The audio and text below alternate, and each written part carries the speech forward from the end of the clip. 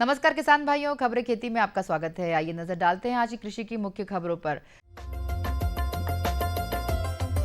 राज्य की होगी अलग फसल बीमा योजना, जायद फसल के लिए पानी मिलेगा, खेतों में नरवाई न जलाने की अपील, जैव उर्वरकों की उपयोगिता, बछड़ों को सफेद दस्त से बचाएं। राज्य की होगी अलग फसल बीमा योजना।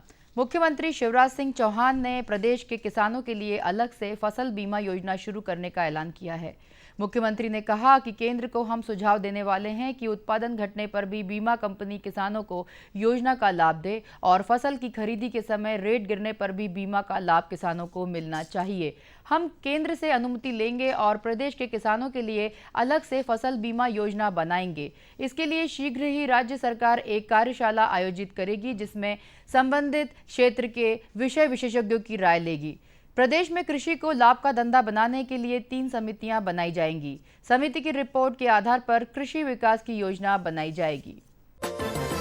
बांध परियोजना कमांड क्षेत्र के किसानों को गर्मी के मौसम की फसल लेने के लिए राज्य सरकार ने सिंचाई जल उपलब्ध करवाने का निर्णय लिया है।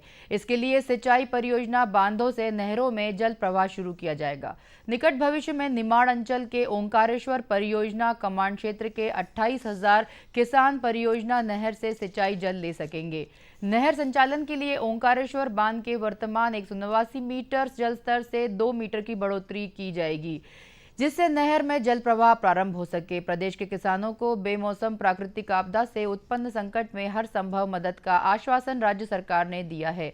ओंकारेश्वर परियोजना कमांड क्षेत्र में सिंचाई जल उपलब्ध होने से लगभग 60,000 एकड़ क्षेत्र में किसान गर्मी में कपास, मिर्च और मूंग आदि की फसल का उत्पादन कर सकेंगे। प्रायः यह देखा गया है कि किसान फसल काटने के पश्चात जो तने के अवशेष नरवाई बचते हैं उसे आग लगाकर नष्ट कर देते हैं। फसल के अवशेष में आग लगाने से भूमि में उपलब्ध जैव विविधता समाप्त हो जाती है।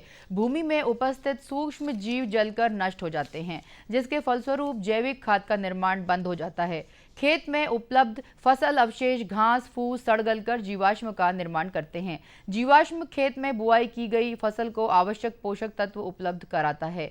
खेत से फसल अवशेष नरवाई जलाने से जैविक संपत्ति नष्ट हो जाती है एवं भूमि कठोर होकर उसकी जल धारण क्षमता कम हो जाती है तथा वातावरण के तापमान में वृद्धि होती है।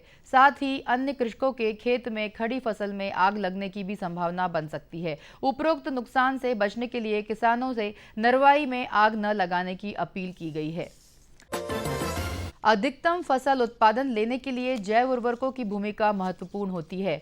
जैव उर्वरकों के उपयोग से फसल उत्पादन में 20 से 30% तक की वृद्धि होती है। जैव उर्वरक वायुमंडल के नत्रजन को फसल को उपलब्ध कराते हैं। जैव उर्वरकों के प्रयोग से रासायनिक उर्वरकों की निर्भरता को 15 से 25% तक कम किया जा सकता है।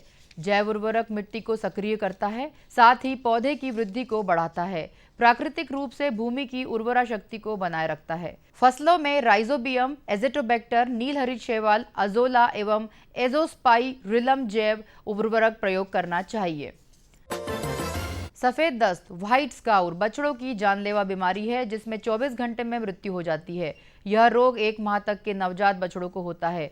रोग के आरंभ में बुखार आता है, भूख कम लगती है और बदहजमी हो जाती है। कुछ समय बाद पतले दस्त आने लगते हैं जो गंदे सफेद या पीलापन लिए हुए होते हैं। कभी कभी खून भी आता है तथा एक विशेष प्रकार की बदबू होती है। कभी कभी बछड़ों का पेट फूल जाता है। इस रोग से बछड़ों को बचाने के लिए पर्याप्त मात्रा में खीस कोलोस्ट्रम पिलाएं तथा गंदगी से बछड़ों को बचाएं।